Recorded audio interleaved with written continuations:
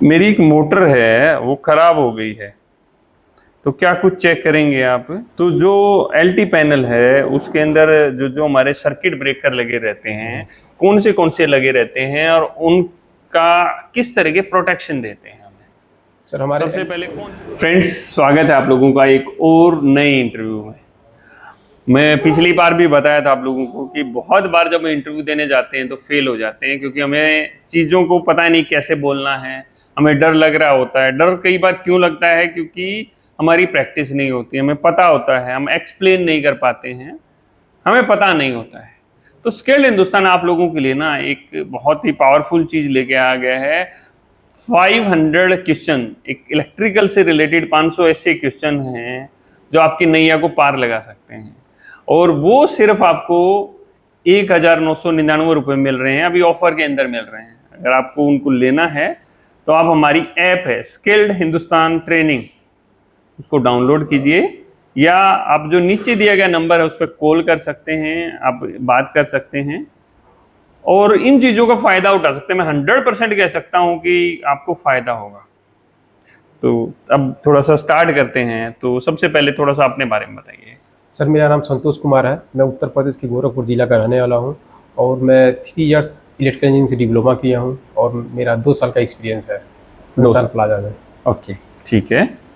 तो अगर हम कुछ चीज़ों के बारे में बात करें तो सबसे पहले मैं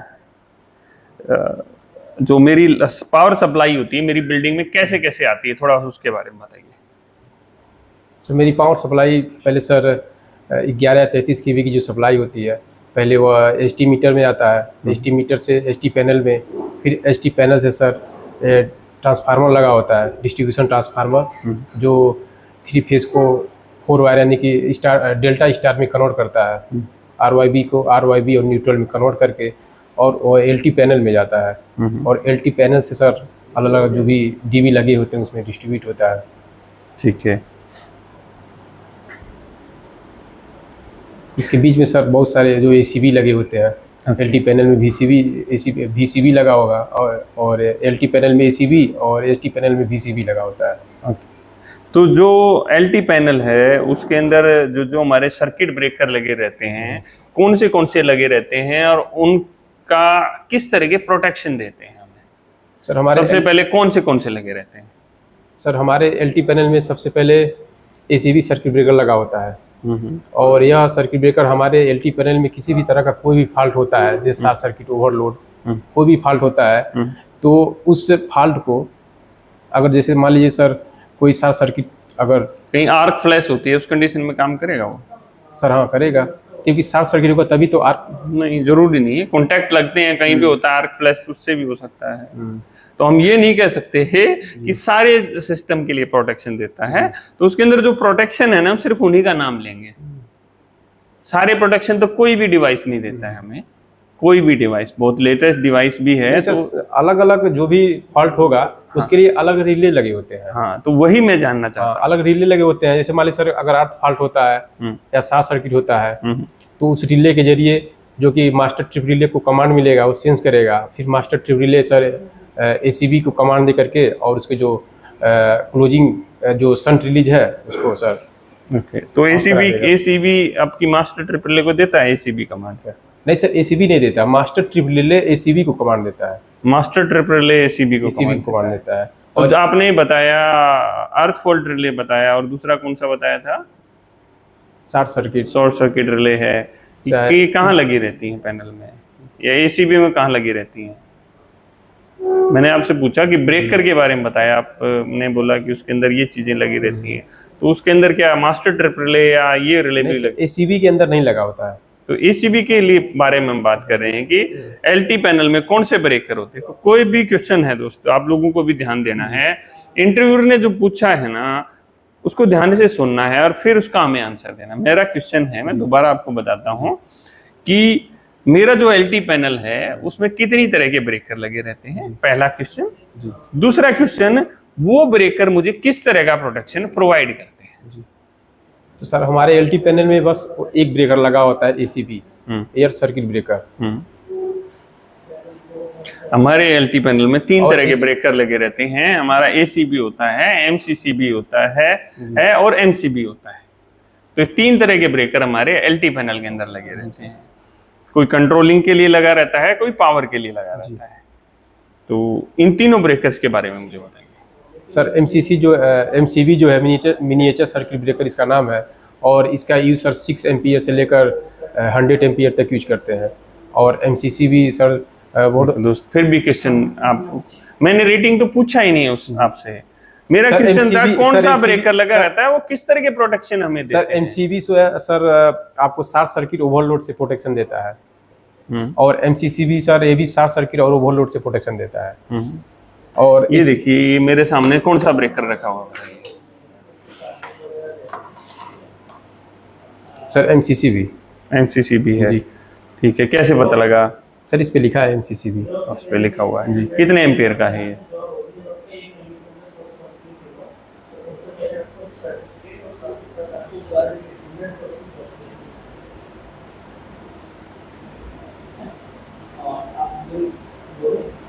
सर 200 एम्पियर।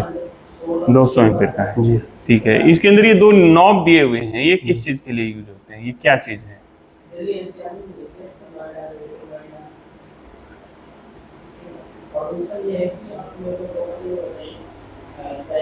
ये यहाँ पर एक बटन दिया गया है, किस लिए दिया गया है? ये सर बटन सर इसको रीसेट करने के लिए। ठीक है, कभी आपने ऑपरेट नहीं किया ये ब्रेकर? सर किए हैं। तो फिर आप बता नहीं पा रहे हैं किसी भी चीज के बारे में। चलो कोई नहीं, छोड़ते हैं इसको। ये कितने पोल का ब्रेकर है? सर 3 पोल का। ओके, कितने पोल तक के आते हैं ब्रेकर हमारे? सर 3 पोल 4 पोल। ठीक है, एसीबी के बारे में और बताइए थोड़ा सा। सर एसीबी का मतलब एयर सर्किट ब्रेकर होता है, और एसीबी सर हमारे एलटी पैनल में लगा होता है। और एसीबी सर इसमें 3 रिलीज होती हैं, एक सन रिलीज, एक क्लोज रिलीज, और एक अंडर वोल्टेज, और शॉर्ट सर्किट, ओवरलोड, ग्राउंड और इंस्टेंटेनियस। इतनी चीज़ें से प्रोटेक्शन हमें देता है। और एसीबी सर वर्क कैसे करता है? नहीं कोई नहीं, मैं दूसरे क्वेश्चन पे आता हूँ। अपने डीजल जनरेटर के बारे में नॉलेज है? जी। तो मैं आपसे पूछूंगा डीजल जनरेटर की सेफ्टियों के बारे में कुछ मुझे बताओ। तो सर डीजल जनरेटर के 4 सेफ्टी होते हैं। देखो ओवर स्पीड। एक सेकंड, मैं आपको थोड़ा इंटरप्ट करना चाहूंगा। कई बार हमने बोलते हैं 4 सेफ्टी होती है, 4 नहीं और भी बहुत सारी सेफ्टी होती है। हमें क्या बोलना, मुख्य है 4 सेफ्टी होती है। जी सर। मेन पे 4 सेफ्टी होती है, इसके अलावा भी और भी होती है सर, ये मेन सेफ्टियां होती है। ठीक है, हमें इस तरह चीज को थोड़ा स्टार्ट करेंगे तो अच्छा रहेगा। जी बताइए सर डीजल जनरेटर के मुख्य 4 सेफ्टी होते हैं।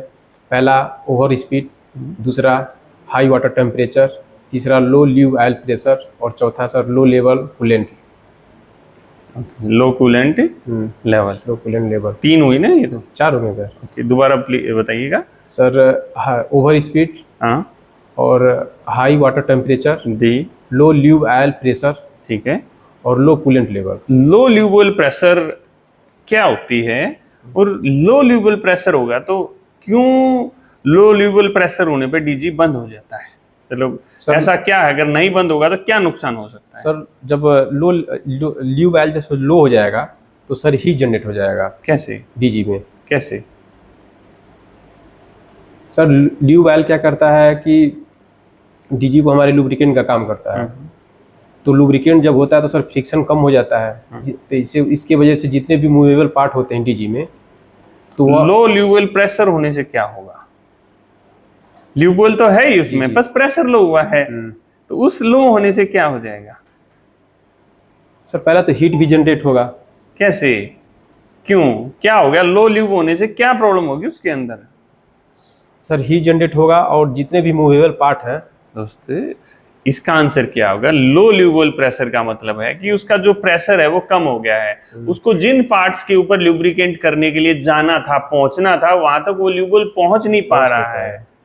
जी ठीक है, जहां उसको स्प्रे करना था, जिन पार्ट्स में पहुंचना था, पहुंच नहीं पा रहा है। तो अगर पहुंच नहीं पाएगा ल्यूबल तो क्या होगा? जो आपने बताया वो सारी चीजें होंगी।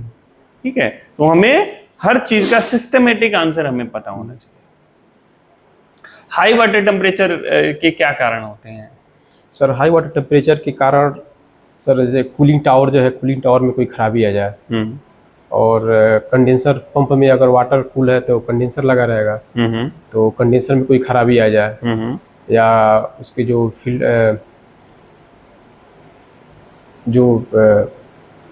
और रेडिएटर है सर, सॉरी सर,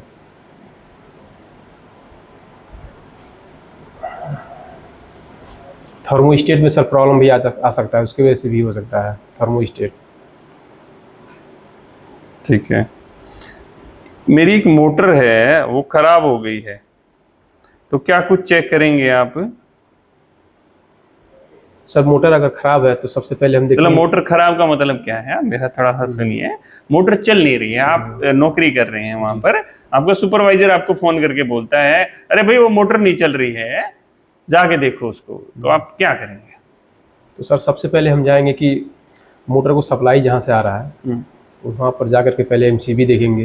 यानी कि उसके स्टार्टर पैनल के ऊपर जाएंगे? नहीं सर, और स्टार्टर पैनल पे नहीं जाएंगे, स्टार्टर पैनल में जहाँ से सप्लाई आ रहा है उस बोर्ड पे जाएंगे डीपी पे, वहाँ पे लगे एमसीबी को पहले चेक करेंगे, एमसीबी ट्रिप तो नहीं हुआ है, अगर ठीक है एमसीबी वो ट्रिप नहीं हुई है तो वहाँ से चेक करने के बाद फिर वहाँ से जो सप्लाई आ रहेगा जिस वायर से मोटर के जो पैनल है स्टार्टर पैनल, उस वायर को चेक करेंगे, फिर पैनल पर आकर पैनल का जो एमसीबी है उसको चेक करेंगे, और पैनल में लगे जो भी कंडक्टर है सबका चेक कर लेंगे अच्छे से, फिर पैनल से जो वायर मोटर तक आएगा उस वायर को भी चेक करेंगे, कहीं कहीं टूटा तो है, शॉर्ट सर्किट नहीं है।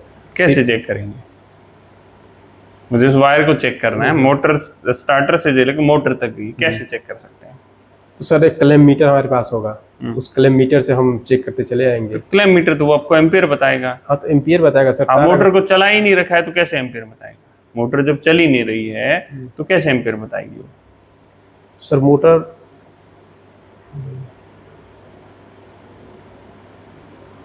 चलो कोई नहीं। ड्यूल स्टार्टर में जो एक OLR लगाई जाती है, ठीक है, वो क्यों लगाई जाती है और किस तरह के प्रोटेक्शन पे वो काम करती है? सर OLR का मतलब ओवरलोड प्रोटेक्शन। हमारी मोटर अगर ओवरलोड हो जाती है तो उसके लिए प्रोटेक्शन देता है। ओवरलोड का सर जो सेटिंग किया जाता है, जो ओवरलोड करंट होता है उसी के बेस पर, अगर ओवरलोड करंट मान लीजिए अगर हमारा 16 एम्पियर है तो 16 एम्पियर का हम OLR देंगे और 16 एम्पियर पर सेट कर देंगे उसको। तो किस तरह काम करती है, कुछ आइडिया है कि किस तरह? जैसे एकदम 16 एम्पियर होती है तुरंत ट्रिप कर जाती है, या किस फंडामेंटल पर ट्रिप करती है? सर उस पे जैसा सेटिंग किए रहेगा, 16 एम्पियर सेट करेंगे, बिल्कुल तुम्हारी बात बिल्कुल 16 एम्पियर पे ट्रिप कर जाएगी। किस फंडामेंटल पे ट्रिप करेगी?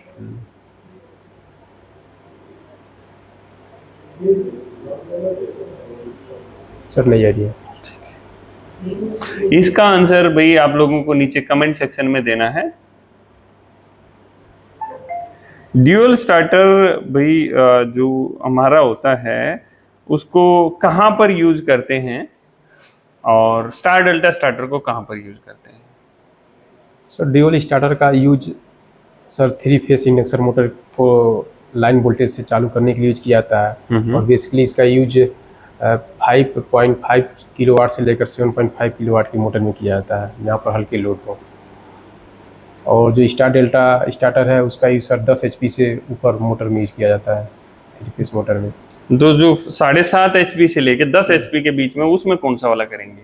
आपने बताया 5 से लेके 7.5 तक तो एक कर लिया, और 10 HP से ऊपर स्टार डेल्टा, तो 7 HP से 10 HP के बीच में क्या यूज? सर वहाँ पर भी हम ड्यूल स्टार्टर का यूज कर सकते हैं। ओके, तो फिर आप यूं भी कह सकते हैं कि 10 HP तक भी star delta dual starter use कर सकते हैं। सर जहाँ पे बोले कि हल्के लोड हो।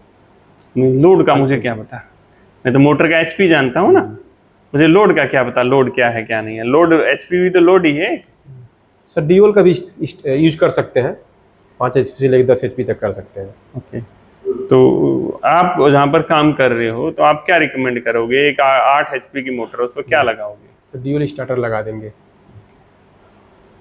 दोस्त टोटली गलत आंसर है ये, ठीक है।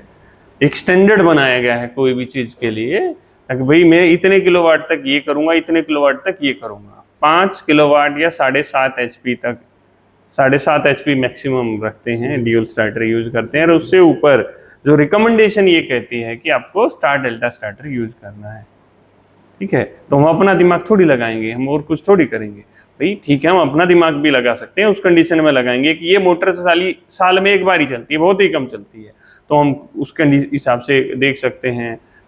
बट जो एक रिकमेंडेशन है, रिकमेंडेशन के हिसाब से ही हमें चलना है, ठीक है।